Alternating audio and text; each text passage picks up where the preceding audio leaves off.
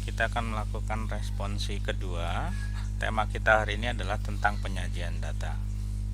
Jadi di sebelumnya kita sudah mengetahui jenis data apa saja, kemudian bagaimana kita menentukan pengambilan datanya atau metode samplingnya. Nah, setelah hasil sampling kita akan mendapatkan data. Bagaimana kita menyajikan data tersebut? Secara umum data bisa kita sajikan dalam dua bentuk. Yang pertama adalah dalam bentuk tabel, baik tabel sederhana atau tabel distribusi frekuensi. Yang kedua, data bisa kita sajikan dalam bentuk grafik. Nah, yang pertama kita akan menyajikan data dalam bentuk tabel distribusi frekuensi. Contohnya seperti ini. Ada sebuah hasil penelitian untuk mendapatkan gambar latar belakang suku di suatu tempat dari 200 orang. Didapatkan hasil seperti ini. Ada 100 orang suku Jawa, 60 orang suku Sunda, 40 orang Tapanuli. Kalau ditampilkan dalam bentuk tabel sederhana, kurang lebih akan seperti ini. Jadi suku Jawa itu ada 100 orang, persentasenya kalau 100 dari 20 responden itu berarti adalah 50%. Suku Sunda 60, persentasenya 60 dari 200 orang itu adalah 30%. Dan suku Tapanuli 40 orang dari 200 orang itu adalah 20%. Totalnya jumlah responden, ini jumlah persentasenya harus 100%. Contoh kedua, ini dari 100 orang, tinggi badannya antara 151 sampai 180. Nah, ini dibagi menjadi 3 kelas. Yang tingginya 151 sampai 160, ini ada 50 orang. Kalau persentasenya 50 dari 100 berarti 50%. Yang tingginya antara 161 sampai 170 ada 20 orang, berarti persentasenya 20%. Yang 171 sampai 180 ada 30 orang, persentasenya 30%. Nah, bagaimana menyajikan data seperti ini? Dari hasil 100 orang ini, kalau kita ukur satu persatu berarti ada 100 data. 100 data kemudian kita ringkas menjadi yang seperti ini. Kalau kita tampilkan dalam bentuk tabel, tingginya berarti yang sederhana, berarti di sini ada 100 row, 100 baris kalau kita tampilkan satu persatu. Tapi untuk menyingkatnya kita buat seperti ini namanya adalah tabel distribusi frekuensi. Nah, bagaimana kita membuat tabel distribusi frekuensi? Yang pertama adalah kita menentukan wilayah, atau kita beri simbol W. Ini adalah nilai terbesar hasil pengukuran dikurangi dengan nilai terkecil. Itu berarti kita mendapatkan jumlah wilayahnya. Kemudian yang kedua, kita menentukan banyaknya kelas. Ini kita menggunakan aturan Stargess. Banyaknya kelas adalah 1 ditambah 3,32 dikali log n. Log n ini banyaknya data. Berarti kalau ada 100 data, log n-nya, log dari 100 itu 2 dikali 3,32 sekitar 6,64 ditambah 1 berarti 7 atau 18. Kemudian lebar kelas atau C itu adalah wilayah, besarnya wilayah dibagi dengan jumlah selang kelas atau jumlah banyaknya kelas. Kemudian yang keempat, tentukan limit kelas. Ini adalah batas bawah kelas. Kemudian dibuat daftar semua limit kelas. Kemudian yang keenam, menentukan frekuensi. Ini bisa dengan bantuan kolom tabulasi. Contohnya, di sini kita punya data hipotetik. Misalnya ini adalah hasil ujian. Kita lihat di sini ada kurang lebih 100 data atau 100 orang yang hasil ujian. Nah, bagaimana kita membuat tabel distribusi frekuensi? Yang pertama, kita menentukan wilayahnya. Wilayah atau W, atau di sini kita pakai simbol R, itu adalah nilai tertinggi dikurangi dengan nilai terkecil. Kita lihat di sini nilai tertingginya ada 100, ada yang mendapatkan 100 dan yang paling kecil ada 23. Kemudian banyaknya kelas atau panjang kelas. Kita punya data itu 100, kita pakai aturan Stargess 1 ditambah 3,32 dikali log 100. Log 100 itu 2, berarti 6,64 ditambah 1 berarti 7,644. Kita bulatkan menjadi 8 selang kelasnya. Nah, panjang kelasnya ini adalah lebar wilayah atau W atau R, di sini 77 dibagi dengan selang kelas. Nilainya adalah 8. D77 dibagi 8 itu 9,6, kita bulatkan menjadi 10.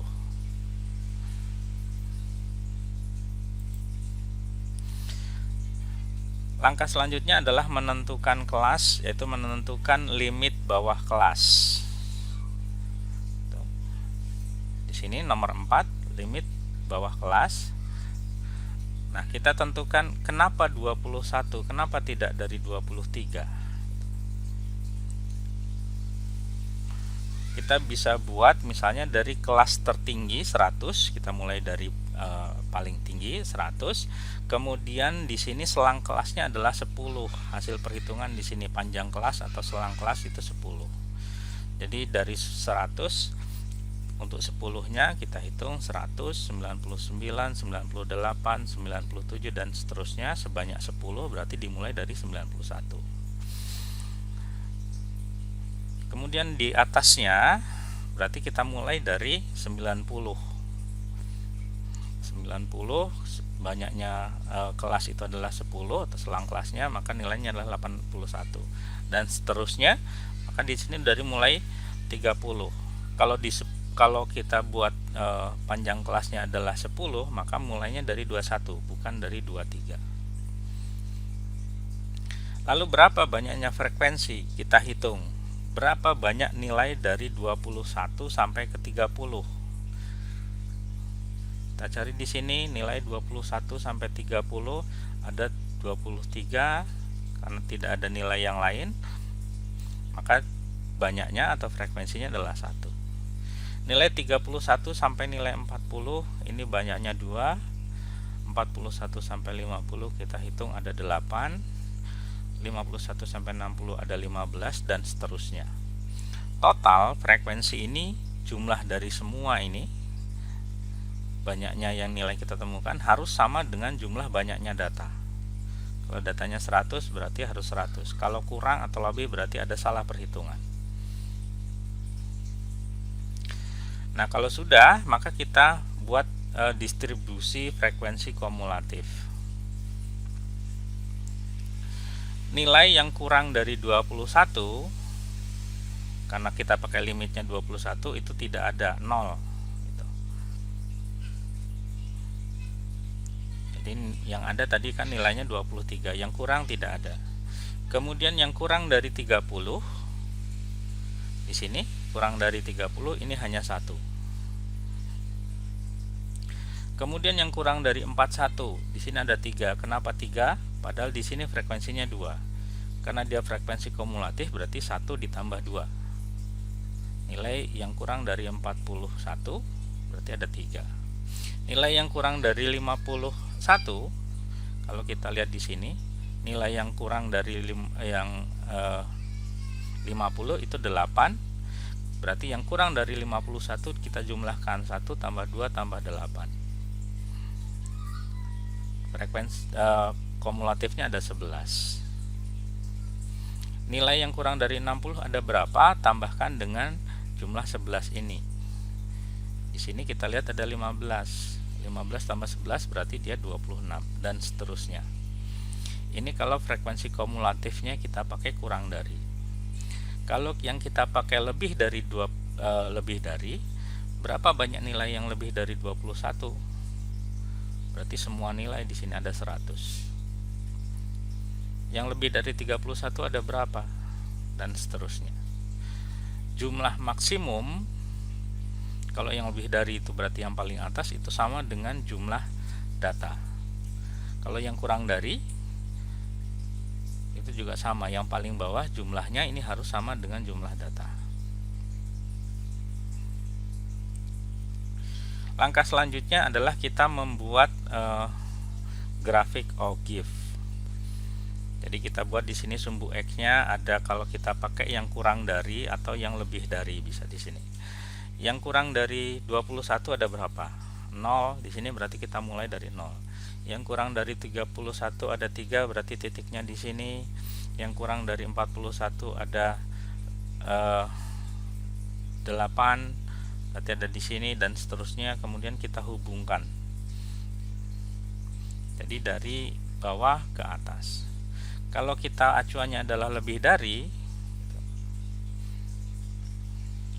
berarti kita mulainya dari atas. Jumlah paling banyak adalah 100. Jadi tabel ini kita plotkan akan menjadi bentuk grafik seperti ini. Ini namanya adalah grafik OGIF.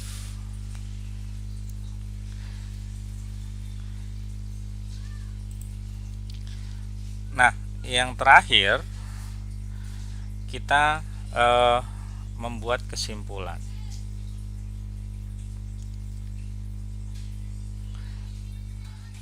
Dari grafik OGIF tadi, apa yang bisa kita simpulkan di sini? Kalau jumlahnya adalah 100, berarti dari 100 orang ini kita mau lihat nilainya yang mana. Kalau nilai yang di atas 71 di bawah 81, berarti kurang lebih di sini jumlahnya. Sehingga kesimpulannya di sini nilai yang di atas 70 dan di bawah 75 itu berarti kalau kita bulatkan nilai, dia nilainya adalah B+ maksimum. Jadi berapa banyak orang yang mendapatkan nilai B+ sampai ke E, itu ternyata jumlahnya lebih dari 70 orang. Hanya 30 orang yang mendapatkan nilai A. Nah, dengan seperti ini berarti bisa kita simpulkan, misalnya karena jumlah yang mendapatkan nilai yang buruk itu lebih dari setengahnya, mungkin perlu adanya ujian ulang atau remedial. Nah, berkaitan dengan panjang kelas dan selang kelas tadi, maka berlaku aturan pembulatan angka. Aturan pertama, jika angka yang harus dihilangkan 4 atau kurang, maka angka terkanan dari yang mendahulunya itu tidak berubah.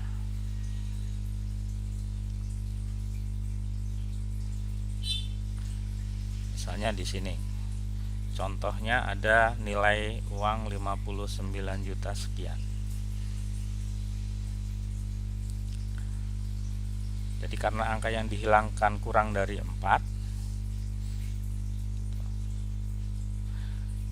maka angka yang mulai dihilangkan adalah mulai angka 3 ke kanan. 3 merupakan angka yang paling kiri. Jadi 3 itu mendahului 9. Kemudian jika angka yang dihilangkan lebih dari 5 atau diikuti 5 dan bukan 0, maka angka terkanan dari yang mendahulunya ditambah dengan 1. Contohnya di sini 6,9. Nah, di sini yang mau kita hilangkan itu nilainya lebih dari 5. Jadi 9. 9 ditambah 1 itu berarti 10, ditambahkan ke 6 berarti 7. Kita bulatkan menjadi 7000. Nah, kalau dia 176,51 yang mau kita hilangkan di sini, karena dia sama dengan 5, maka 5 ini kita bulatkan. Yang di depannya kita tambah 1 berarti 177.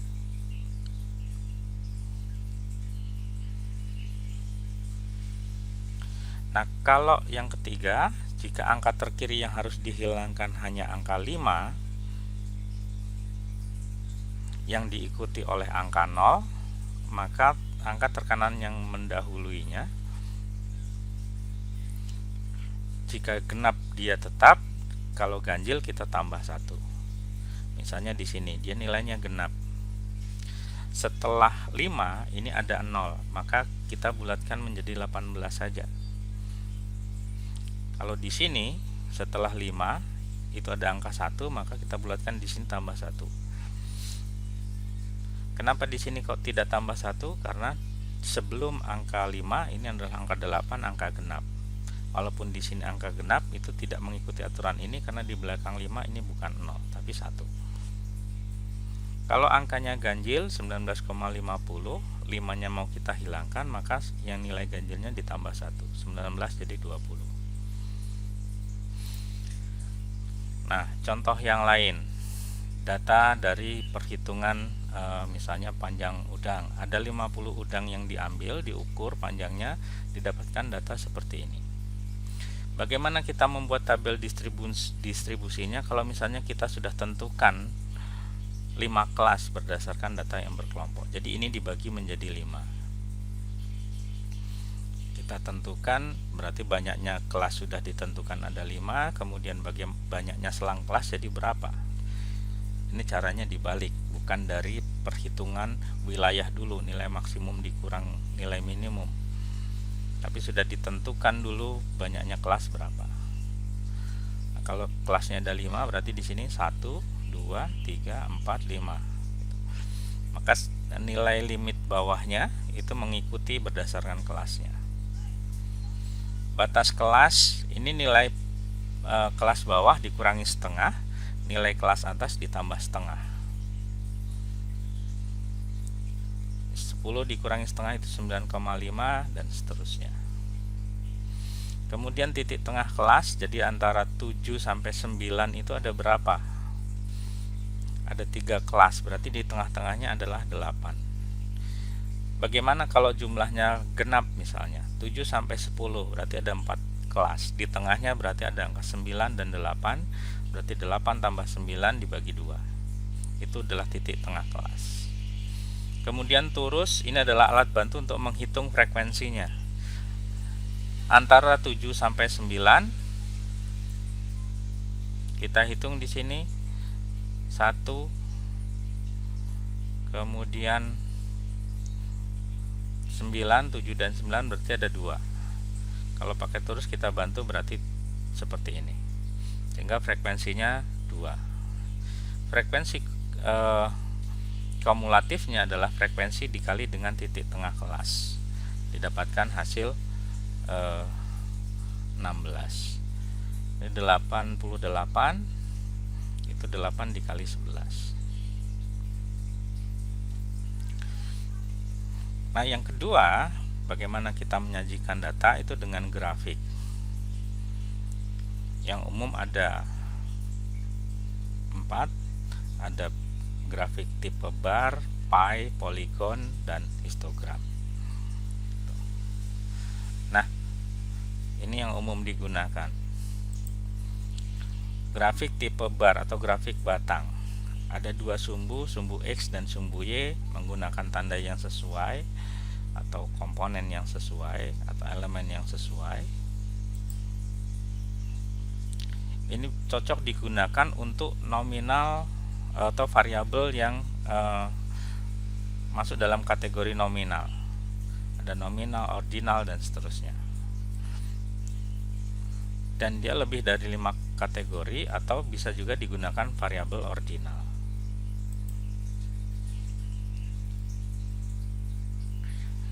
Tabel ini bisa digunakan untuk mengkonversi distribusi persentase dari distribusi frekuensi ke dalam bar yang berukuran tepat.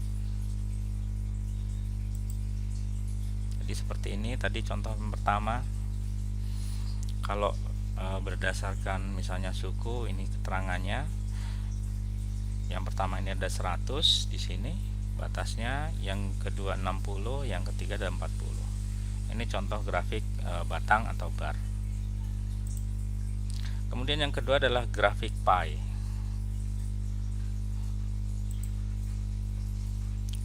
Ini cocok digunakan untuk skala nominal, bisa juga untuk skala ordinal atau rasio. Dia bisa mengkonversi distribusi persentase ke dalam irisan pie yang sesuai. Kemudian jika diperlukan bisa ditambah label untuk tiap irisan. Jadi seperti ini bentuk pie-nya. Ini berdasarkan datanya, dia bisa dibagi menjadi bentuk yang sesuai.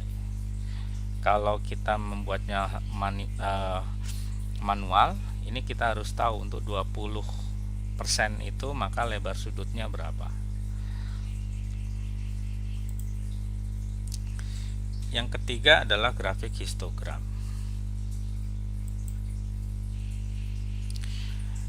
Histogram ini cocok untuk variabel interval ataupun variabel rasio.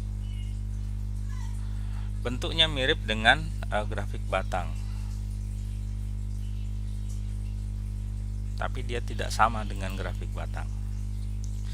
Dia seperti distribusi frekuensi. Nah, dari data distribusi frekuensi, datanya harus dikonversi dulu ke dalam bentuk interval rasio atau level ordinalnya. Kemudian baru dibuat grafik yang menyerupai grafik batang, ada sumbu X dan sumbu Y. Ini kemudian ada tandanya. Nah, bagaimana membentuk histogram? Bagaimana memilih interval kelasnya atau interval rasio datanya? Ini contohnya, ada hasil yang menyatakan banyaknya data yang harus digambarkan dalam bentuk grafik. Kemudian data tersebut bisa diringkas. Kemudian banyaknya kelas itu kalau bisa kurang tidak lebih dari 5. Jadi seperti ini histogramnya. Ini adalah frekuensinya.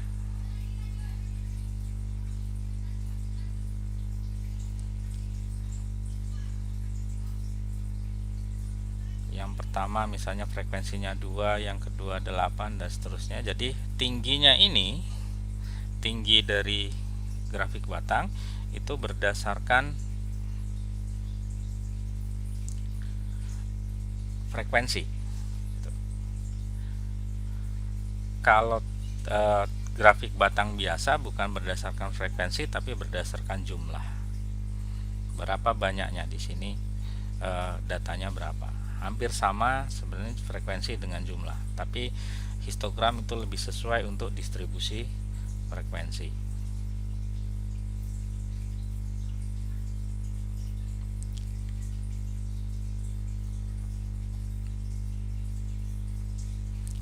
Kemudian grafik dalam bentuk garis atau poligon.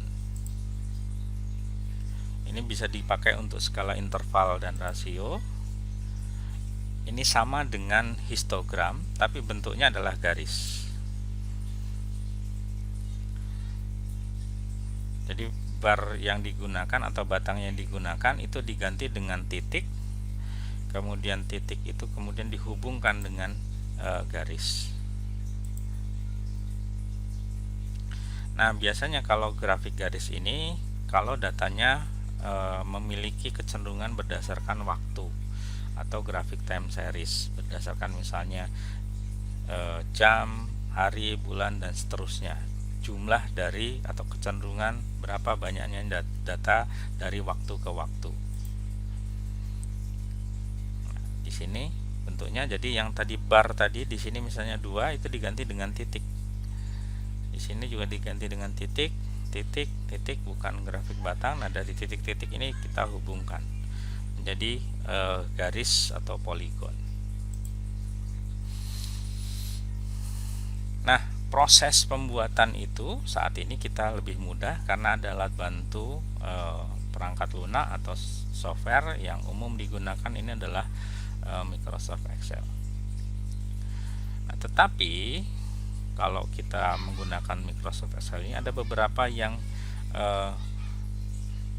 tidak didukung atau tidak sesuai untuk penyajian data, dimana ketidaksesuaian di Excel itu tidak ditemukan paket untuk menampilkan nilai yang hilang atau untuk membuat label secara langsung. Untuk membuat histogram atau grafik ringkasan, maka data itu harus kita ringkas dulu dalam bentuk tabel distribusi frekuensi, baru bisa diplotkan. Nah, proses peringkasan data itu kita bisa menggunakan fitur pivot table. Nah, kelebihannya Excel itu cukup memadai untuk membuat scatter plot. Ini untuk kurva yang bisa ditumpang tindihkan. Tetapi hasilnya secara keseluruhan itu kurang memadai untuk kualitas sebuah presentasi. Nah, itu adalah tema pada pertemuan kali ini. Jadi bagaimana menyajikan data dalam bentuk tabel distribusi frekuensi dan dalam bentuk grafik atau diagram. Kira-kira itu pertemuan kita kali ini. Jika ada pertanyaan bisa disampaikan di forum diskusi. Terima kasih. Saya akhiri. Assalamualaikum warahmatullahi wabarakatuh.